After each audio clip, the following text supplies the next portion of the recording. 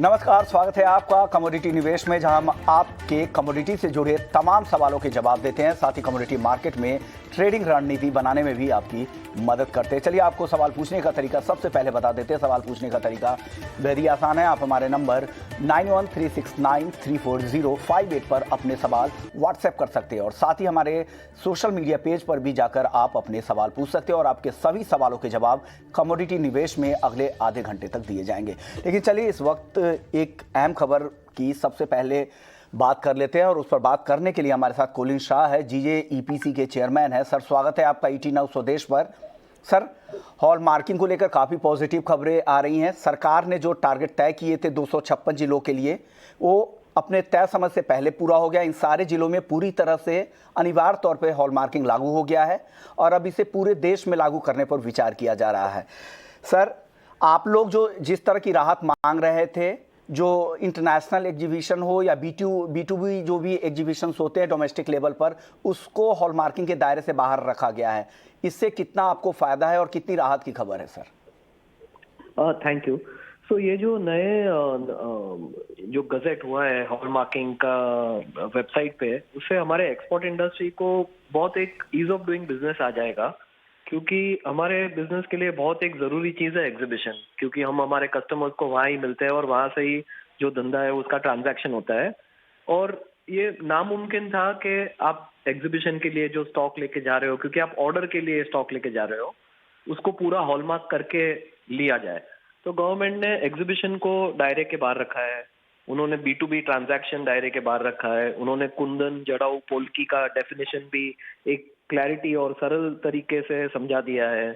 फिर हमारा जो B2B जो गोल्ड का सेल होता है एक्सपोर्टर के लिए, उसको भी दायरे से बाहर दिया है। तो ये सब जो नए कानून आए हैं, उससे जो एक्सपोर्ट मैन्युफैक्चरर और ट्रेडर है उसको एक राहत मिल जाएगी और ईज ऑफ डूइंग बिजनेस आ जाएगा। अब हॉलमार्किंग पे एक मैं खाली बोलना चाहूंगा कि अपना जो हॉलमार्किंग सिस्टम है वो बहुत यूनिक है, जहाँ पे ये HUID नंबर है।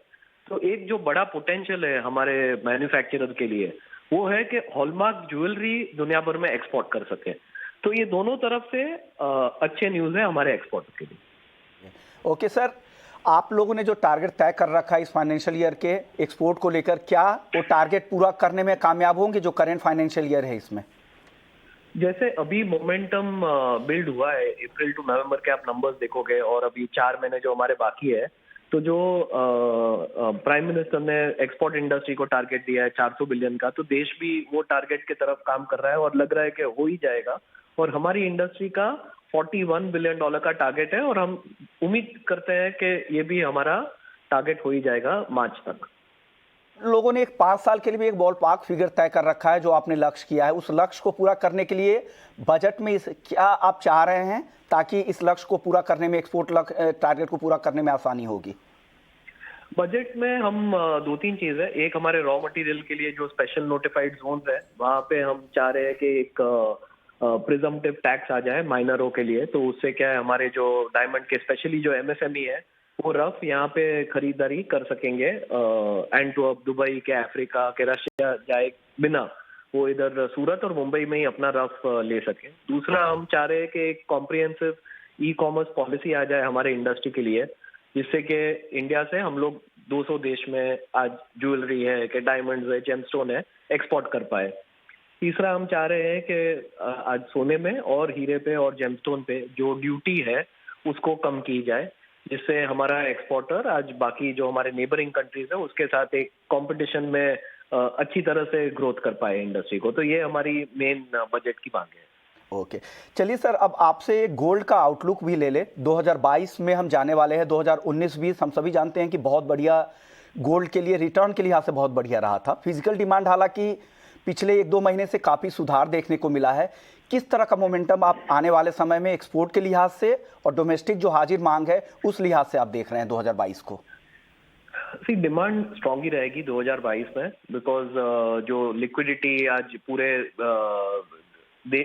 जितने भी बड़े हमारे जो मार्केट्स है, US, चाइना और गल्फ, तो वहाँ पे लिक्विडिटी अच्छी है। और गोल्ड में जो ETF का बाइंग हो रहा है वो भी स्ट्रांग है, और जो फिजिकल डिलीवरी हो रहा है वो भी अभी टुवर्ड्स द एंड, अभी जो साल के एंड आ रहे हैं और सीजन जैसे स्टार्ट हो गए सब जगह, तो अच्छी खरीदारी हो रही है।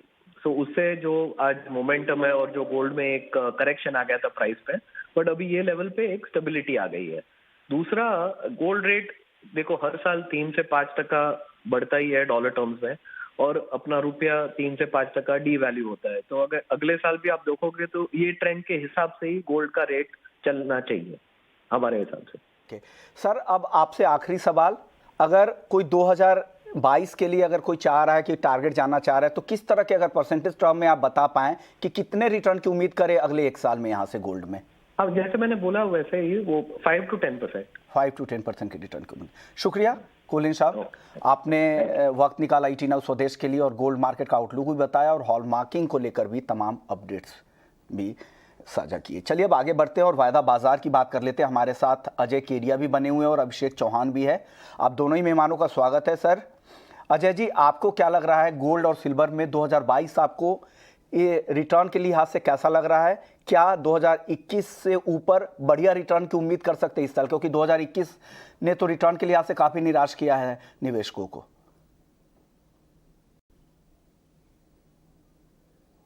नमस्कार विष्णु जी। देखिए, डेफिनेटली 2021 निराश हम बोल सकते हैं खाली अगर 2021 के रिटर्न को देखें, बट इसको अगर हम लोग 20 के साथ जोड़े, क्योंकि कोई भी कमोडिटी की जो रैली होती है उसका एक बैकग्राउंड हमें समझना चाहिए। तो 2020 में हमने देखा कि मोटा मोटी अगर हम M6 पे भाव की बात करें तो 26,000 से 56,000 तक की रैली हमने देखी है। तो ऑलमोस्ट इतनी बड़ी रैली के बाद कहीं ना कहीं कंसोलिडेशन तो बहुत जरूरी था।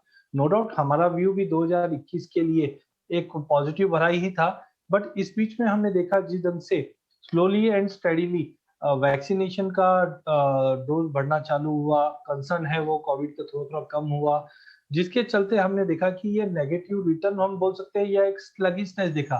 साथ में डोमेस्टिक मार्केट में हमने देखा रुपए में जो स्ट्रेंथ आती हुई दिखाई दी, ये काफी इंपॉर्टेंट रही। रुपए की स्ट्रेंथ, रुपए में इनिशियल जो स्ट्रेंथ थी इसकी वजह से अंडर परफॉर्मिंग था। बट 2022 मुझे लगता है थोड़ा अलग रहेगा, जैसे कविन जी ने भी कहा कि डिमांड अच्छी रहने की उम्मीद है। सेकेंडली, जो इन्फ्लेशन कंसर्न है, हमने देखा ग्लोबल मार्केट में इन्फ्लेशन की चिंता कंटिन्यू सता रही, ये कहीं ना कहीं प्राइजेस पे सपोर्ट देता हुआ ही दिखाएगा। ओवरऑल हमें लगता है कि कहीं ना कहीं प्राइजेस के अंदर 2022 के अंदर रिटर्न तो देगा, बट एक्स्ट्रा ऑर्डिनरी हम जैसे डबल डिजिट की बात करें वैसा नहीं रहेगा। तो इन ऑल अगर एज ऑफ नाउ जो करंट फंडामेंटल देखते हैं तो हमें लगता है कि वापस 54 से 55,000 तक का लेवल गोल्ड देख सकता है। वहीं चांदी में हमने इंडस्ट्रियल यूज में बढ़ोतरी देखी, जिस ढंग से बेस मेटल के प्राइसेस में तेजी बनी हुई है, चाहे हम सप्लाई साइड कंसर्न की वजह से बढ़े, तो हो सकता है चांदी ज्यादा आउट परफॉर्म करते हुए दिखाई दी, जो 85,000 तक का भी लेवल दिखा दे, क्योंकि गोल्ड सिल्वर रेशियो फिर से 80-81 का लेवल छूने के बाद कहीं ना कहीं एक वीकनेस दिखा रहा है। तो गोल्ड सिल्वर रेशियो में जब गिरावट आती है तो इसका मतलब कहीं ना कहीं गोल्ड में गिरावट और चांदी आउट परफॉर्मिंग करेगी। तो we are more bullish on silver because industrial consumption कहीं ना कहीं काफी स्ट्रांग रहेगा। तो 2022 गोल्ड के मुकाबले चांदी ज्यादा स्ट्रांग दिख रही है, जबकि गोल्ड पॉजिटिव रहेगा, but extraordinary double digit return आता हुआ नहीं दिख रहा। गोल्ड के मुकाबले सिल्वर में ज़्यादा तेज़ी की उम्मीद लग रही है। अभिषेक, आप क्या मानते हैं? आपको भी लग रहा है कि चांदी इस बार आउट परफॉर्म करेगी गोल्ड को और बेहतर रिटर्न दे सकती है? Good evening Vishwamohan. विश्वमोहन, देखिए लास्ट ईयर अगर आप ओवरऑल परफॉर्मेंस देखें तो कहीं ना कहीं डॉलर में जो एक रिवर्सल दिखा है बॉटम से, उस वजह से हमने गोल्ड और सिल्वर में एक नेगेटिव यील्ड देखी है, जो रिटर्न काफी अच्छा पॉजिटिव है, ऑलमोस्ट 1 से 1.5% नेगेटिव रिटर्न देखा है। पर कहीं ना कहीं आने वाला समय जिस तरह से इन्फ्लेशन कंसर्न बना हुआ है, तो ओवरऑल दोनों में एक अच्छा रिटर्न दिख रहा है। मुझे लग रहा है कि गोल्ड भी एक अच्छा ऑप्शन है अगर आप शॉर्ट टर्म पे या मीडियम टर्म पे बात करना चाहें। तो हमारा मानना है कि 50 to 53,000 के आसपास अगर ईयर एंड के लिए बात करें, एक साल का अगर इन्वेस्टमेंट करता है कोई, तो 52,000 के आसपास गोल्ड में एक रिटर्न मिल सकता है। हमारा भी ये मानना है कि एक बड़ा डबल डिजिट रिटर्न गोल्ड में नहीं मिलेगा। हालांकि इंडस्ट्रियल यूसेज की वजह से सिल्वर एक अच्छा डिमांड लग रहा है, तो कहीं ना कहीं सिल्वर ज्यादा स्ट्रांग लग रहा है गोल्ड के कंपैरिजन में, हमारा भी ये मानना है। तो हमको लगता है कि 75-88,000 जो लास्ट ईयर का हाई था वो अगर ब्रेक करता है तो कहीं ना कहीं वापस से 85-90,000 के आसपास देखने को चांदी में लेवल्स मिल सकते हैं। चांदी इनको भी लग रहा है कि ज़्यादा बेहतर रिटर्न दे सकती है। चलिए, कॉलर शो है तो एक सवाल जवाब भी शुरू कर लेते हैं। हमारे साथ पहले कॉलर योगेश जयपुर का सवाल आया है। उन्होंने गोल्ड, कॉपर और निकेल तीनों का टारगेट जानना चाह रहे हैं। केडिया जी, क्या लग रहा है? गोल्ड, कॉपर और निकेल तीनों पर का टारगेट जानना चाह रहे हैं। ये इंट्राडे से पोजिशनल ट्रेडर है, क्या करना चाहिए इनको? देखिए, intraday trading point of view से मैंने पहले भी कहा था कि जो लास्ट वीक होता है ये जनरली एक हॉलीडे मूड रहता है, और हम ऑलरेडी देख रहे हैं इकोनॉमिकल डेटा कोई भी है नहीं और मार्केट सीमित दायरे में ट्रेड कर रहा है।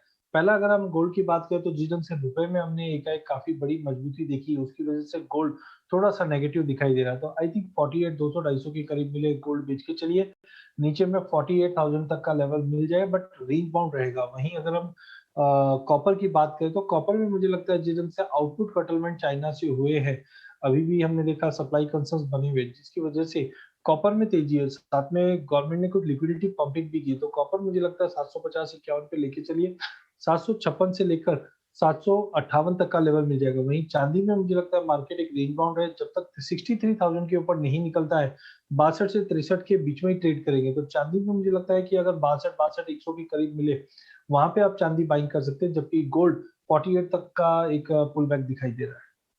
तो ये व्यू है गोल्ड, कॉपर और निकेल का टारगेट क्या बताया केडिया जी आपने? देखिए, निकल में हमने देखा कि स्टेनलेस स्टील आयरन ओर के जो डिमांड है वो कंटिन्यू बढ़ रही है, और पावर क्राइसिस की वजह से एल्यूमिनियम, निकल इन सबको सपोर्ट मिला है। तो करंट मार्केट से भी मुझे लगता है निकल एक अच्छा पिक रहेगा 1550-51 के आसपास। 1540 का स्टॉप लॉस रखिए, 1570 का ओवरऑल टारगेट लग रहा है।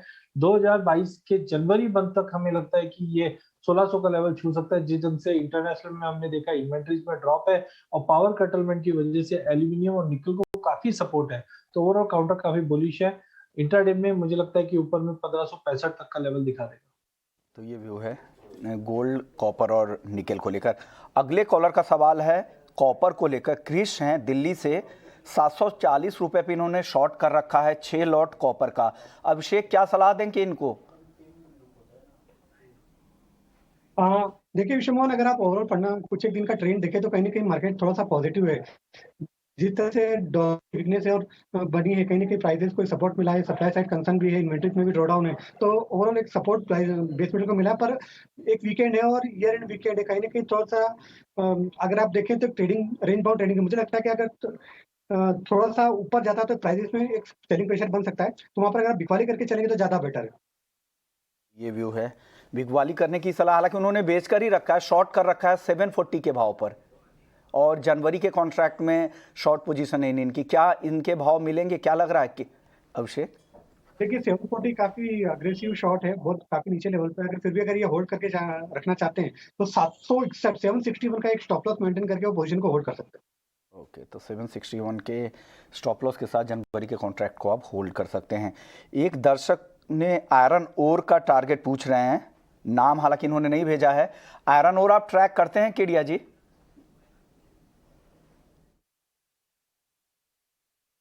देखिए, ग्लोबल मार्केट में हमने आयरन ओर के प्राइसेस के अंदर काफी उतार चढ़ाव पिछले कुछ महीनों में हमने आते हुए देखा। एज ऑफ नाउ मुझे लगता है कि सप्लाई साइड जो कंसर्न है वो आयरन ओर के प्राइसेस को कंटिन्यू सपोर्ट करती हुई दिखाई देगी। अगर हम स्टील की डिमांड जिस ढंग से सेट हो रही है, तो करंटली आयरन ओर के अगर हम रेट्स की बात करें, एक सेकेंड, तो ओवरऑल मुझे लगता है कि फर्स्ट 3 मंथ जो रहेगा सप्लाई कंसर्न्स कंटिन्यू रहेगा, और आयरन ओर के रेट्स में अपडेट नहीं हो रहे, बट ओवरऑल हमें लगता है कि 2022 के अंदर भी करीबन इंटरनेशनल की अगर हम बात करें तो प्राइजेस के अंदर 8 से 10% तक का जंप आ सकता है। ऑलरेडी हमने देखा है कि अगर हम आयरन ओर सिंगापुर की बात करें तो $122 के करीब ट्रेड कर रहा है, जो 140 तक का लेवल फिर से दिखा सकता है। तो ओवरऑल सप्लाई साइड जो कंसर्न है वो फर्स्ट क्वार्टर 2022 के अंदर कंटिन्यू मेंटेन रहेगा, जिसकी वजह से प्राइजेस के अंदर हमें लगता है कि वापस 140 से 150 तक का लेवल दिखा सकता है। ओके, 140 से 150 आ सकता है। अभी जो इंटरनेशनल मार्केट में प्राइस है 119 के आसपास है, और पिछले एक महीने में 20% के आसपास की रिकवरी निचले लेवल से आ भी चुकी है। चलिए आगे बढ़ते हैं और अब बात कर लेते हैं कच्चे तेल की, जहां पर अब शुरुआती तेजी धीरे धीरे बढ़ रही है। अभिषेक, क्या लग रहा है कच्चे तेल में, क्या ये तेजी और बढ़ेगी, और ब्रेंट आपको लग रहा है कि $80 के पार वापस से निकल जाएगा? हाँ विश्वमान, देखिए अगर आप देखें क्रूड ऑयल एक ऑलरेडी काफी अच्छी बड़ी रैली है। अगर आप देखें 4800 से ऑलमोस्ट 5800 1,000 रुपये का एक रैली कर चुका है। कहीं ना कहीं ओमिक्रॉन केसेस को लेकर इंटरनेशनल मार्केट में जो कंसर्न था वो थोड़ा सा कमजोर हुआ है, इस वजह से डिमांड थोड़ी सी पिकअप हुई। पर मुझे लगता है कि थोड़ा सा करंट लेवल पर अगर आप देखें तो 76-77 लेवल पे यहाँ पर एक कॉशियस अप्रोच रखना चाहिए। अगर आप एमसीएक्स में देखें तो 5800 एक काफी इंपॉर्टेंट रेजिस्टेंस है, और टेक्निकल रेजिस्टेंस एक डिक्लाइनिंग ट्रेंड लाइन का रेजिस्टेंस भी आया था। मुझे लगता है कि यहाँ पर बड़ी तेजी फिलहाल नहीं करना चाहिए। अगर 5800 क्रॉस करता है तभी आप तेजी करें, अदरवाइज मुझे लगता है कि यहाँ पर एक वापस से 100-150 रुपए का एक डाउनसाइड करेक्शन आता है, वहां पर अगर आप बाय करेंगे तो ज्यादा बेटर है। तो जो लेवल है, इन लेवल्स का ध्यान रखिएगा, उन लेवल्स पर ही आपको बाई करने की सलाह अभिषेक दे रहे हैं। चलिए अब बात कर लेते हैं कॉटन मार्केट को लेकर, जहां पर मिक्स्ड खबरें आ रही हैं, लेकिन आज के कारोबार में कॉटन और कॉटन केक दोनों में अच्छी तेजी दिख रही है। एमसीएक्स कॉटन की बात करें तो करीब करीब 1.5% तेज है। जनवरी का कॉन्ट्रैक्ट 33,740 के आसपास ट्रेड कर रहा है। वहीं कॉटन केक में 2% तक की मजबूती है। इस पर बात करने के लिए हमारे साथ अरुण सेखसरिया साहब हैं, जो एमडी है डीडी कॉटन के। सर, क्या लग रहा है, प्राइसेस वापस से अच्छी तेजी दिखा रहे हैं? क्या लग रहा है आगे ये तेजी और बढ़ने वाली है क्या, अरुण जी? नमस्कार जी। कॉटन में जहां तक सवाल है, ये तेजी जो हुई है, this is purely because of farmer की पकड़ बहुत भयंकर आ गई है मार्केट में। इन लोग नीचे भाव में कपास छोड़ नहीं रहे और एकदम पकड़ के बैठे, क्योंकि इनको ऐसा भाव कभी भी मिला नहीं है लाइफ में।